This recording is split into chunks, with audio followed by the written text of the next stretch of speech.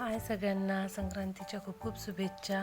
संक्रांतीच्या दिवशी मम्मीनी सकाळीच लवकर पूजा केली होती, कारण सुगडे पूजन हे 3च्या नंतर होतं. त्याच्यामुळे पूजा वगैरे अगोदर झाली होती. नंतर आम्ही तयारी ते करून सुगडे पूजले. नंतर मम्मीनी नमस्कार करून घेतला. मी कोमलनी आम्ही एकेकांनी सुगडे पूजून देवाला नमस्कार करून घेतला.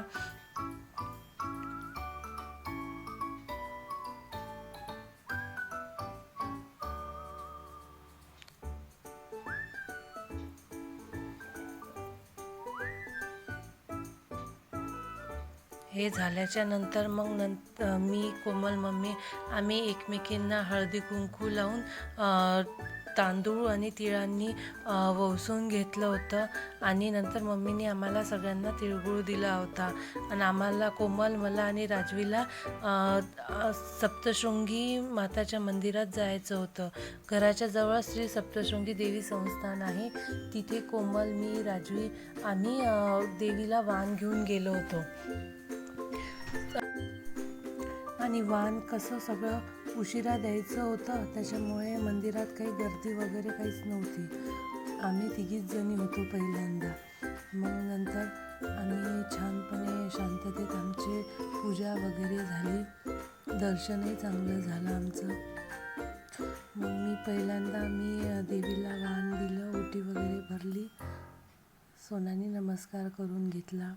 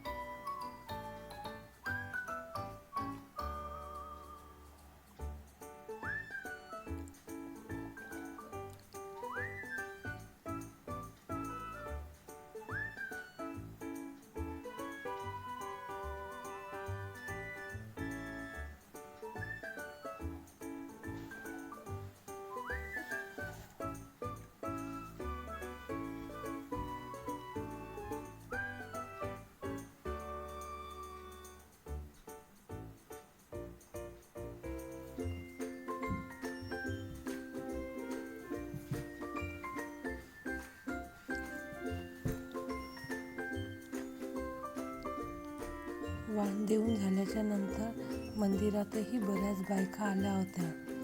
त्यानंतर त्यांचं वाण वगैरे दिलं आणि त्यांनी थांबून ठेवलं की वाण घेऊन जा, कारण तिथे 5-6 जणी होत्या. त्यामुळे सगळ्यांचं वाण देणे झालं 5 सुवासिनींना.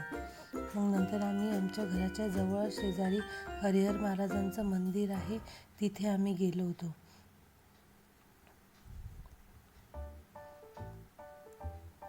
हरिहर महाराजांच्या मंदिरातही भरपूर गर्दी होती.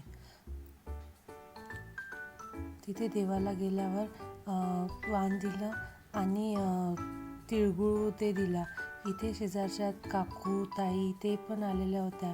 त्यांनी आम्हाला हळदी कुंकू लावून वाण दिलं आणि तांदूळ आणि तिळांनी ओवाळलं.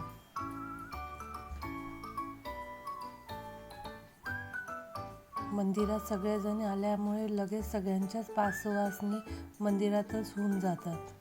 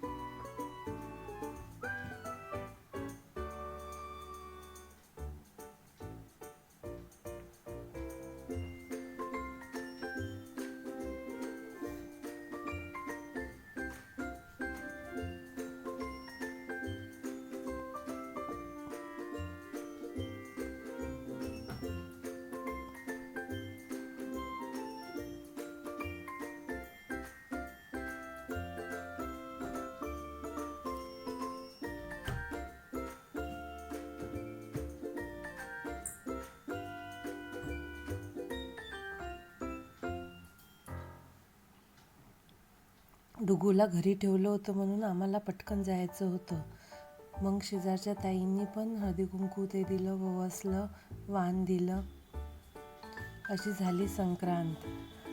सगळ्यांना व्हिडिओ आवडला असेल तर लाईक, शेअर आणि सबस्क्राईब करा. Keep watching. आणि दुसऱ्या दिवशी हळदी कुंकू होतं, त्याचा नेक्स्ट व्लॉग येईलच. सगळ्यांनी पहा आणि सबस्क्राईब करा. थँक्यू. बाय.